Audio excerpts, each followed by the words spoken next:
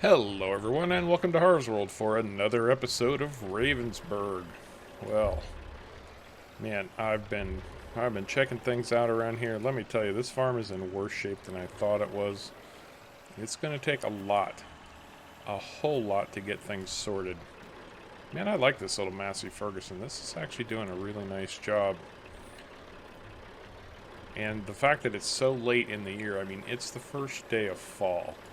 So it's going to be a struggle through the winter, let me tell you. The best I can hope for is to maybe make some money. Yeah, it looks like we're full up.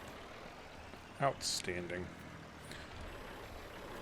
Oh, no, no, don't tip it there. Oopski. Last thing I need is manure spread all over the farm. Well, in inappropriate places anyway. I'm just going to park this right here and leave it. So where do we stand? Well, I've been looking at the markets this morning. Rye is on the move. Very much on the move. And I'm going to be watching those markets today. I have the rye loaded and ready to sell. Now, there was a pretty decent price this morning, but there's about 4 other markets where the prices are rising, so I'm going to keep an eye on those.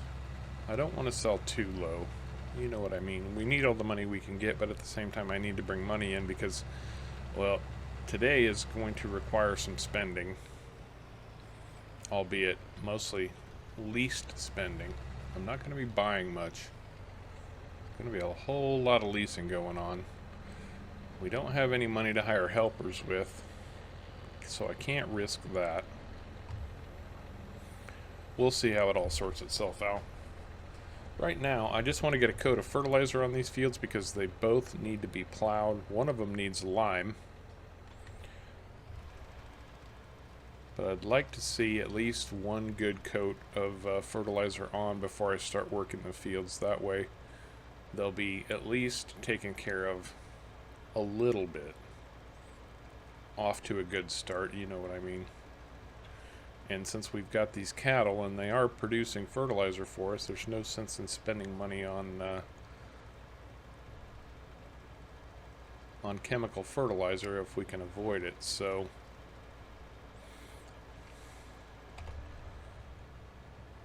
at this point, we're just trying to get our poop in a group. Literally and figuratively.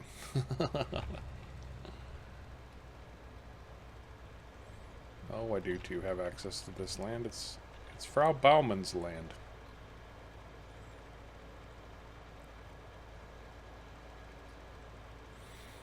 And this thing is really going through the manure. I may not have enough to do both fields. Yeah, we'll sort that. We'll cross that bridge when we come to it. For right now, I'm just waiting for the sun to come up. You can see some of that grass that I mowed yesterday still drying in the sun. Hopefully by the end of the day that will have turned to hay. Now as far as these fields go, well, sorting them out is going to be a little bit trickier than for Herr Huber, because frankly I just don't have that much field. You know, Herr Huber had all kinds of land. It was no problem for him. But here, you know, I can't put in a field of alfalfa and a field of clover and expect to have any kind of field left over for any kind of a cash crop. So what I'm thinking at this point is I plant one of these fields with either alfalfa or clover. One or the other. It doesn't matter which. And then I split the field. So half of it I would turn into, let's say if we plant clover, I would turn half of it into clover hay, the other half into clover silage.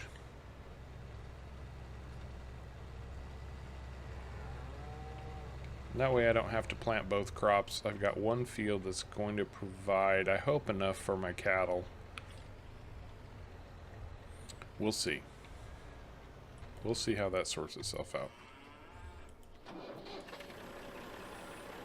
As you can see, I have got lots of loading and spreading to do, so we will check in just a little bit later. Well, that takes care of the manure. Ooh. That was a time-consuming job, let me tell you. That's all right. Oh, and look at that. There goes our hay. Woohoo! It just popped over. Outstanding. Very good. So I'll need to get that collected. I don't want it to spoil. I'm just going to leave this spreader here for now because I have a feeling I'm going to need it again. Those rye prices are still on the move, and in fact, one of the best prices over is over at Miller and Son, which isn't too far from here, and I think I'm going to be taking advantage of those guys because, well, frankly, they sell everything I'm going to need, or at least a lot of what I'm going to need in bulk, actually. Seed, fertilizer, lime, that kind of thing. So I'm just going to hook this up. Oops, shut that tractor down. Now I've got to run down to the shop, pick up a plow. And yes, it's just going to be a lease because, well, we don't have that kind of cash to be buying equipment. So let me grab that plow. As expected, plows, well, while not terribly expensive, do generally come in smaller sizes. Luckily, these aren't big fields. They are long, though. They got some good length to them. But they're not terribly wide. And, you know, I kind of just realized something. I was getting in a big hurry. I'm like, oh, there's so much to do, blah, blah, blah. Well, I've got pretty much all fall to get this done. I mean, I do need to get a crop in. That will take place. There's no getting around it. But at the same time, it's not a crisis that... Because, frankly, it's only going to do me so much good. Because, quite frankly, it's not like it will be harvestable before winter gets here anyway. Now, it was actually quite nice. Mrs. Frau Bauman stopped by yesterday just to check up. She wanted to know how things were going, what I thought, what I could do. And of course, I was trying to be reassuring. And I told her, you know, of course we'll get this squared away. We'll get it settled. Like, I'll do my best to keep the farm out of debt. I can't promise that because, well, who knows how it's all going to sort itself out. I said, but it looks like there's a decent start here. I said, but you know, I'm not going to be the miller who promises that his daughter can spin spin straw into gold or anything. And she chuckled a little bit, of course. Now, for those of you who don't know what I'm talking about, she obviously understood. Another little bit of German folklore. The story of Rumpelstiltskin.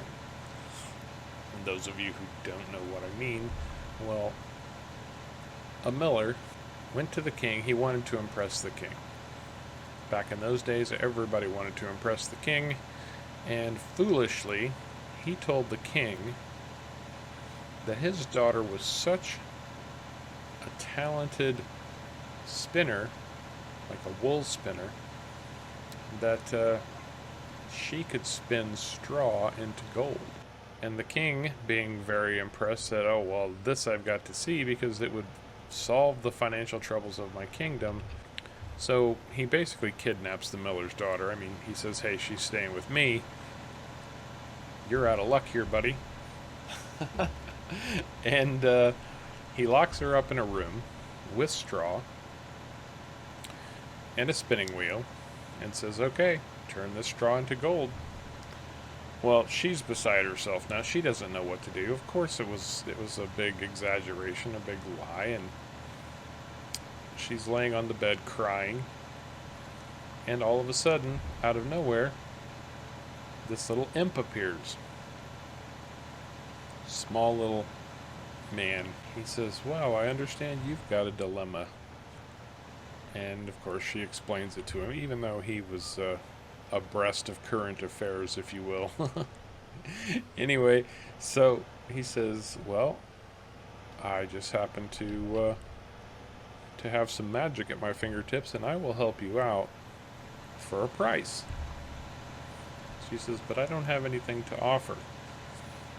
He says, well, you've got a beautiful necklace there. If you give me that necklace, I'll sort this out for you. So she's desperate. She'll do anything she can do to get this taken care of, and she gives him the necklace, and he snaps his fingers, and magically all of the straw has turned into gold. Of course, the next morning the king is incredibly impressed. The king is like, my goodness, this is just amazing. I've got a fortune on my hands. What does he do? Instead of, accepting that, well, he's a king after all, and quite greedy. Well, desperate in his own right. His kingdom is financially struggling. Anyway, that's neither here nor there. He locks her in a bigger room, piled with even more straw, and says, okay, do it again. Once again, she's beside herself, and once again the imp appears and makes a deal with her. He says, hey, if you can, I've got that magic, if you've got something to trade for it. And she says, well, all I have is this ring. He says, oh, that's a beautiful ring. Done. He snaps his fingers, and the straw turns to gold, and off he goes.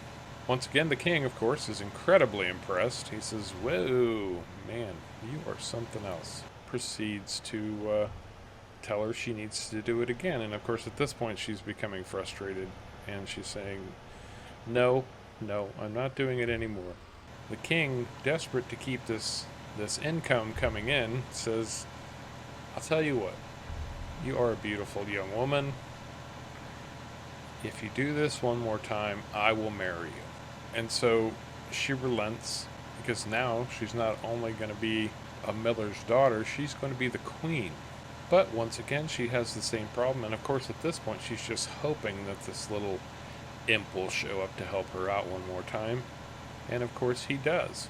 Now what she hasn't considered is the fact that all of her jewelry is gone at this point. She has nothing left to trade. Says, okay, well, you've got another big room of straw, and I still have that magic. What are you going to trade for it? And incredibly foolishly, she says, I will give you my firstborn child. And the imp is just beside himself. He's absolutely gleeful at this point, dancing around, and says, oh, you've got a deal. Snaps his fingers, and all of the straw turns to gold. The king keeps his promise and marries the young woman, makes her into the queen. All of his financial troubles are solved. He has no more financial worries, and the whole spinning straw into gold goes by its wayside. He's like, well, I can't have my queen at a spinning wheel. That would be improper. Prudence dictates that you be queenly, not a miller's daughter. So years go by, and finally the queen becomes pregnant. She has her firstborn child, and the night after the baby is born, lo and behold, the imp shows up, comes to collect on his reward. The queen, of course, has forgotten all about this, and is jarred back into the memory of it, and realizes what a mistake she's made and how horrible the situation is, and is brokenhearted to think of being parted with her firstborn son. Well, the imp isn't completely devious, not completely heartless. So what does he do? He understands her dilemma, and he says, okay, I'll tell you what. I'll give you 3 days, and if you could, in those 3 days, if you can guess my name, we'll consider the deal resolved. I won't take your child. The queen thinks about it. She starts writing down every conceivable name she can come up with. He stops back the first night. She reads off her list of names, and he's just beside himself with joy, because he just knows she'll never ever guess his name. I mean, he knew the deck was stacked against her, so he is a little bit more devious than he wanted her to believe. And of course, none of the names she rattles off is his name. So the next night he comes back again. Same situation. He reads off his list of names, and of course, none of these are his name. Now, the queen is absolutely beside herself at this point. She doesn't know what she's going to do. She's absolutely desperate. She decides to go for a long walk through the forest. Well, in her travels, she hears somebody singing. It's a happy, joyful little song. And so she sneaks through and hides in the bushes and watches, and she sees that it's the imp dancing beside a little pond, and he's singing, "Tonight, tonight, my plans I make, tomorrow, tomorrow, the baby I take. The queen will never win the game, for Rumpelstiltskin is my name." And lo and behold, the queen suddenly has discovered the name of Rumpelstiltskin. How convenient, she just happened to be walking in that part of the forest. And of course, you know the end of the story at this point. Rumpelstiltskin comes to take the baby and says, "Guess my name." And the queen looks him right in the eye and says, "Your name is Rumpelstiltskin." And he screams in a fit of rage and poofs out of existence, never to be seen again. So the point of all this is, I'm not going to be the miller who promises that his daughter can spin straw into gold. I make no such promises. All I can tell Frau Baumann is that I'll do the best I can, and we'll try to get her sorted out. Okay, so the plowing's not going to get done today. Let me turn those beacons off. Miller and Son price topped out at $5.71. I'm going to go sell that rye. While I'm over there, I'm going to pick up some seed, and then I've got to come back and take care of these cattle, because if I don't, they're going to starve. It's been a couple days. I've got to get them whatever food I can get them at this point. I think we've got an okay price at the moment. It should be okay anyway.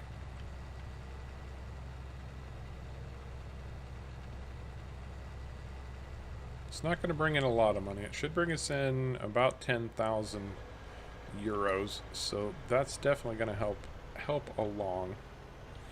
But the cattle need a little bit of everything. Anything I can scrounge up for them. So I think I have most of their food groups covered. I don't know how much of them I have covered, but I think I've got most of them covered. And let's see, Miller and Sons should just be down this way.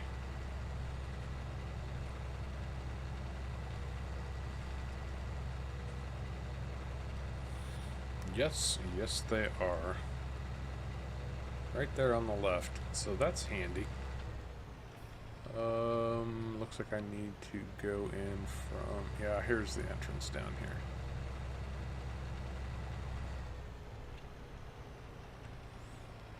I think I'll try to pick up between 4,000 and 5,000 liters of seed. I've got storage for it, so that's a non-issue. But right now, I need to find their sale point. Where is it? Here it is. This should be it right here.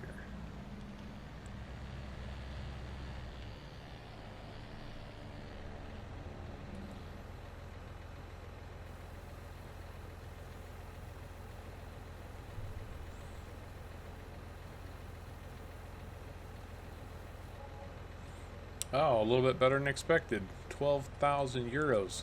Very nice. That's going to help a lot. And I really just want to make sure I know what I'm looking at here.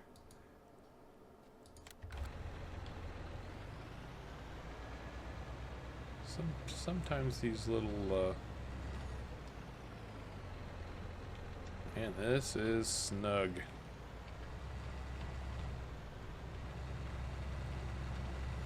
Anyway, sometimes these little symbols on the sides of these sale points can be a little bit tricksy.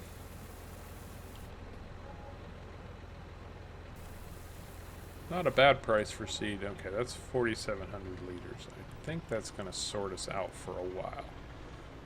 I'm hoping anyway. And as I said, I do have storage Frau Baumann was at least good enough to get that sorted out for us, or at least had that that put in. So that's going to help a lot. But right now it's more about taking care of the cattle. I know what I want to do, but I don't know that I'll have time.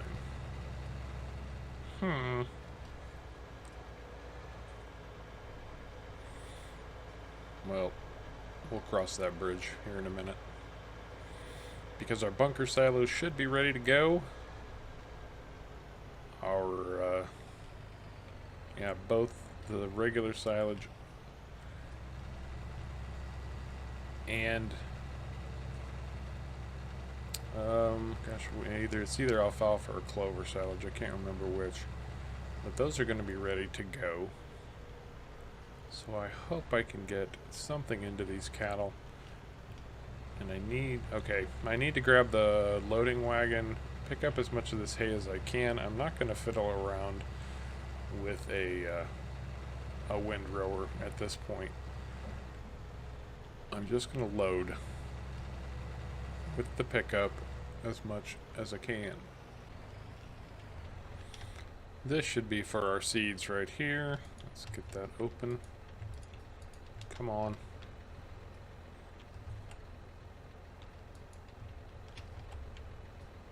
There it goes.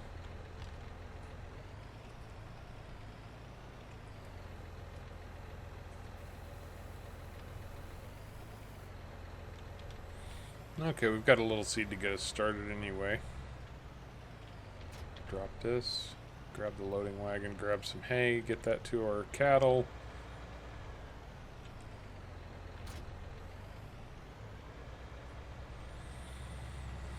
Now, I was saying that, you know, certain parts of this are not any kind of an emergency. Well, you know, getting crop in the field, that kind of thing. But this, however, is a big priority.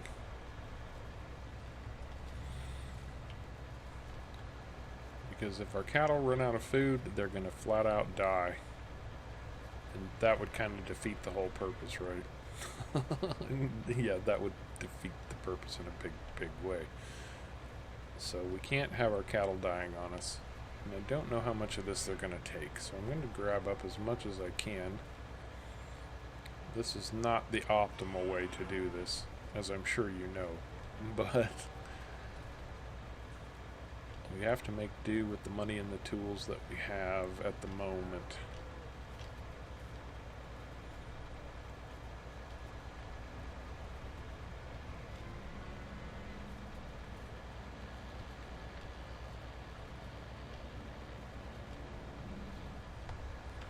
Alright, let's see what that'll do for us. If it's not enough to fill them up, then I will just grab a little bit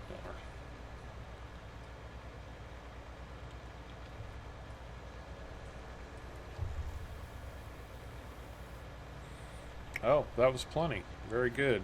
Okay.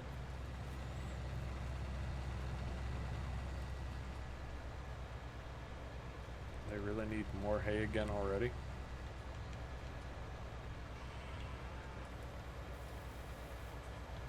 No, they just ate a bite or two. That's all it was.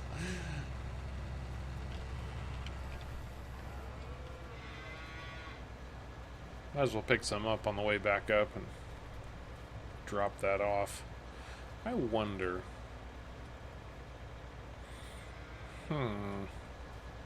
Maybe just to get us started. Yeah, I'll try that.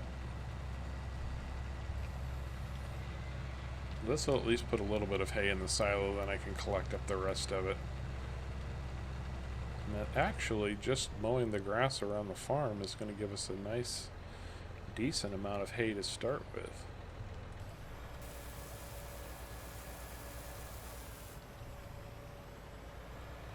But what I'm curious about just now is this. Can I just do some loading on this? So this is our regular silage, our whole crop silage. So if I were to pull up like this, turn this on, drop that down, Why, yes.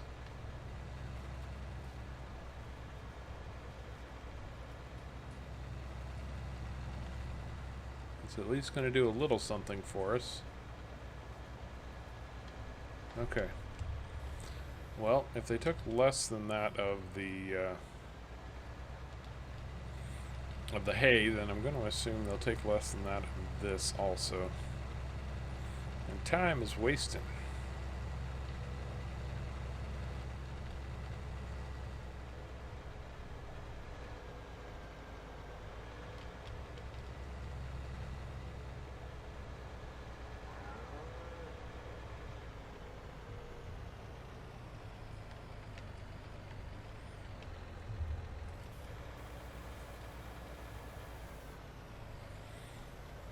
Hey, it's working out.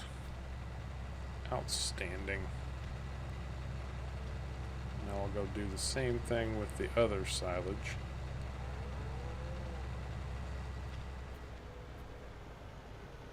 And let's see, they should be okay for grass. I would expect them to be okay for grass.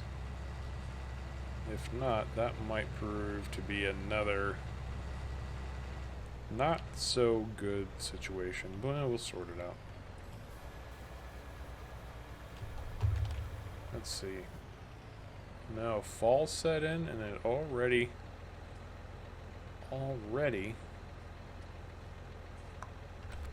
knocked out our grass supply in the cattle pasture, so that's not good. They're going to be doing without grass for the time being.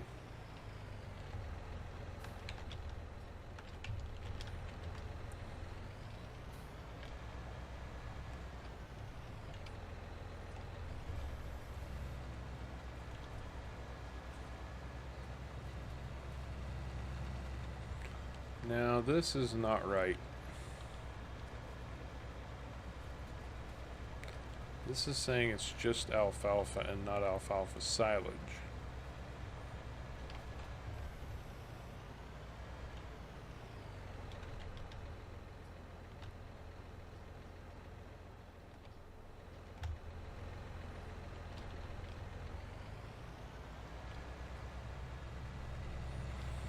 So now I'm concerned. Because if we don't have alfalfa silage in there, and I didn't look before I opened it, I assumed it was, and it should have been.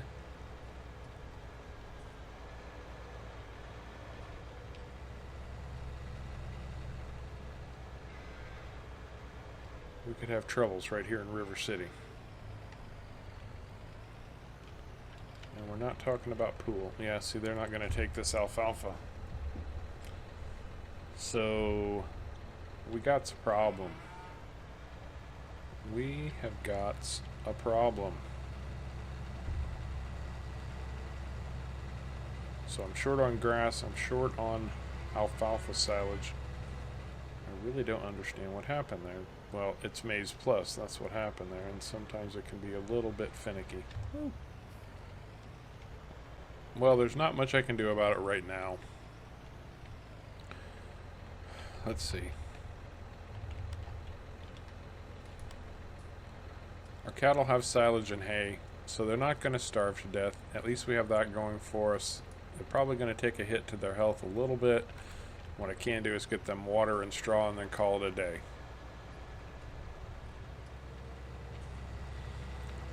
Now I did get all those straw bales taken care of, so I do have straw. That was a good thing. And, you know, as Harv did, Frau Bowman also did, and she bought a TMR mixer, which isn't going to do us any good. I'm pretty much I'm pretty much taking the same stance as I did with Harv, in that TMR really isn't going to be a solution to our problem. In fact, it's just going to make our problem more challenging. Ooh, and I'm just about to run over stuff. But what this mixer will do for us, it will allow me to spread straw. And so I can toss my straw bales right in the back of this thing and get that settled, and then get them some water, and all will be well. Okay, so I ran down to the shop bright and early this morning because I realized after the fact, because of that alfalfa issue, that I was going to need to resolve that somehow. I need to get that alfalfa fermented. I don't know what the hiccup was there, so I'm going to try to pull it out of that silo and put it in the other one, but I needed to get that emptied first. I figured the best way to empty it was to pick up a piece of equipment. This is the milling machine. It's going to do a nice job emptying this. As you can see, we've already got a good chunk of it taken care of.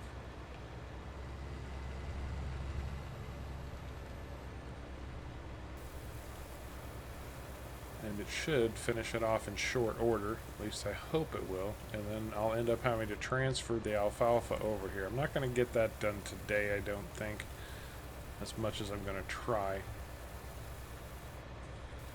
We are in the second day of autumn. We've only got 4 days left before winter strikes. So now things have ramped up a little bit. Because of this cattle feed issue, things have ramped up, well, quite a bit actually, unfortunately.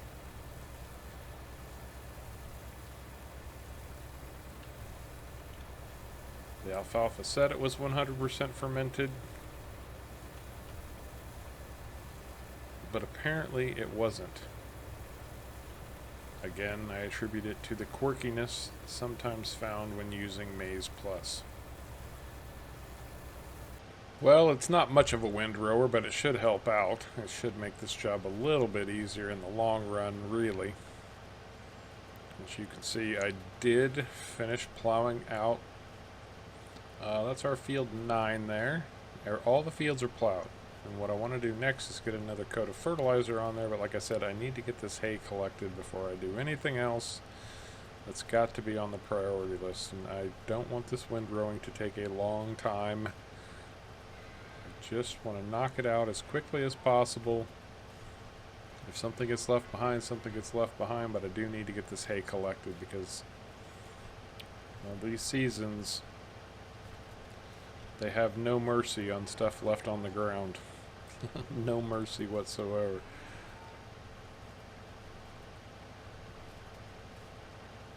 And since I'm already struggling for cattle food, thanks to that little alfalfa debacle, yeah, I'm feeling like this hay is a pretty big priority at this point. Luckily, we had enough grass around the farm. I think we're going to be okay as far as the hay goes, at least to get us through winter. Maybe even with a little bit of luck before fall, we can get a grass harvest in and just harvest the grass, because that's going to become a food priority now also.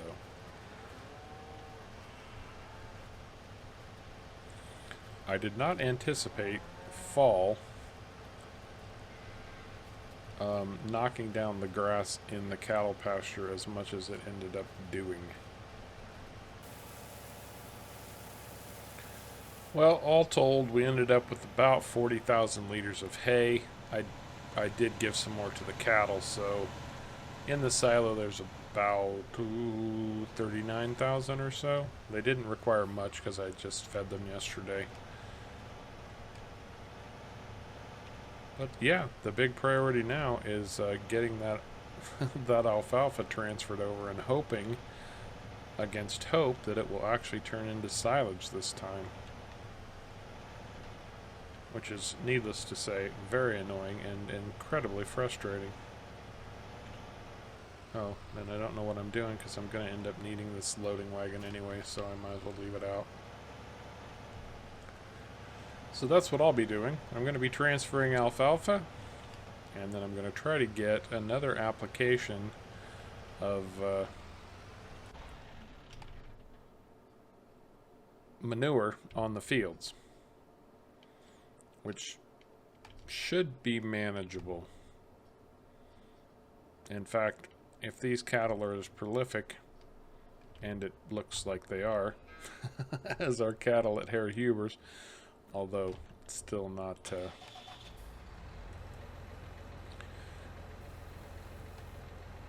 producing the volume. Of course, we've only got about a third of the cattle that Harv Huber had. I'm just going to leave that right there. I'll have to load alfalfa in the loading wagon since that one has silage in it. So those are my 2 tasks to get done by the end of today. No promises, but I'm going to do my best. Things will shape up around here one way or another. We're just, I mean, this is only, day 3 on this particular farm. And God knows we were put into this situation in a bad place to begin with. Grr. Thanks, Herr Huber. It's alright. It's the struggle that makes it all worthwhile. Or some goofy theological crap like that. Anyway, I think that's going to do it for this episode of Ravensberg. I hope you enjoyed it. If you did, don't forget to hit the like and subscribe buttons down below. I really appreciate you coming along for the ride. And until next time, take care.